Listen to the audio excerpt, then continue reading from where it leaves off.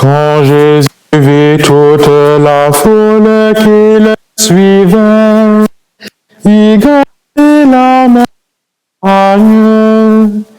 Il s'assit et ses disciples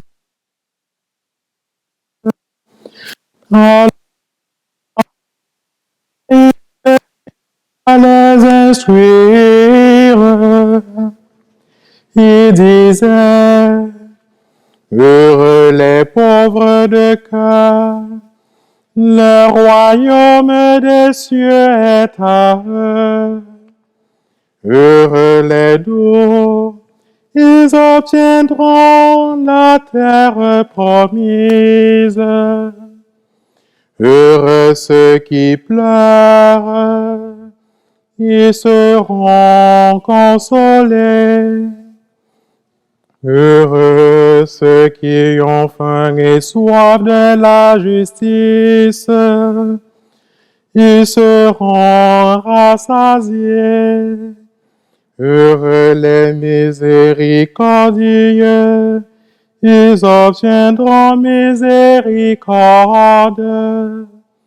Heureux les cœurs purs, ils verront Dieu. Heureux les artisans de paix, ils seront appelés fils de Dieu. Heureux qui sont persécutés pour la justice, le royaume des cieux est à eux. Heureux serez-vous si l'on vous insulte, si l'on vous persécute, et si l'on dit faussement toutes sortes de mal contre vous, à cause de moi. Réjouissez-vous, soyez dans l'allégresse, car votre récompense sera grande dans les cieux. Bien-aimés dans le Christ, nous venons d'écouter la proclamation des béatitudes selon saint Matthieu. Aujourd'hui, l'Église nous propose de fêter, de célébrer tous les saints, toutes les saintes de l'Église, ces hommes et ces femmes qui, à leur manière, ont suivi le Christ, ont embrassé la croix. Tout être humain aspire au bonheur. Nous sommes toutes et tous appelés au bonheur. Pourtant, curieusement, l'Église nous propose d'embrasser la croix. Quel est donc le sens de ce bonheur? S'il faut souffrir, s'il faut connaître la peine, les difficultés. Nous nous sommes réveillés ce matin en écoutant les informations avec l'horreur de cette nuit dans le Vieux-Québec. Pour l'instant, on dit 2 personnes assassinées, des blessés. Nous avons tous été consternés par ce qui s'est produit en France, dans une église, mais bien avant dans une école. Nous avons tous été sur le choc de voir au Cameroun des enfants tués, fusillés, égorgés, des innocents, pour des questions politiques, d'intérêt personnel ou de groupe.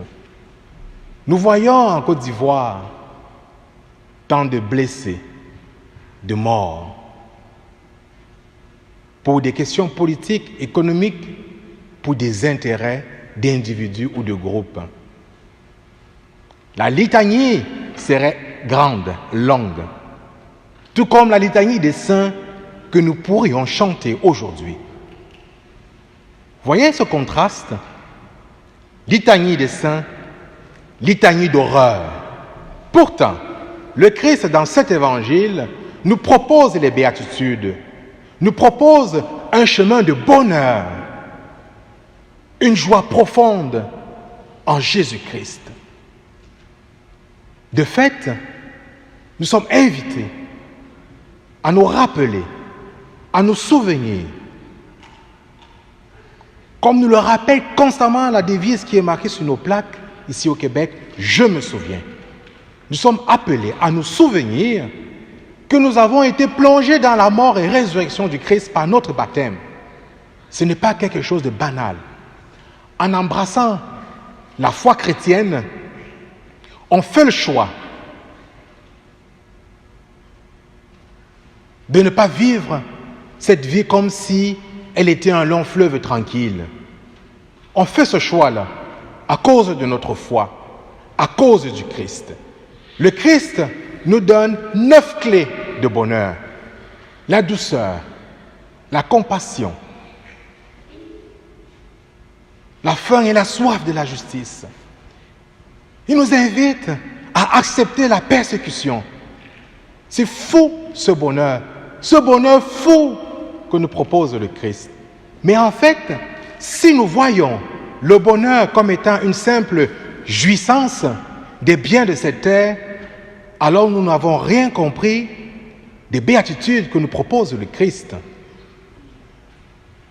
Je suis sûr, je suis persuadé, en tout cas, c'est mon cas, nous avons tous et toutes des saints que nous prions dévotement, avec beaucoup de ferveur. Pourquoi? Si je vous demandais, quel est votre saint préféré et pourquoi vous le priez? Les réponses seront diverses et variées. Notre espérance est appelée à être ancrée dans le Christ, à être ancrée en Christ.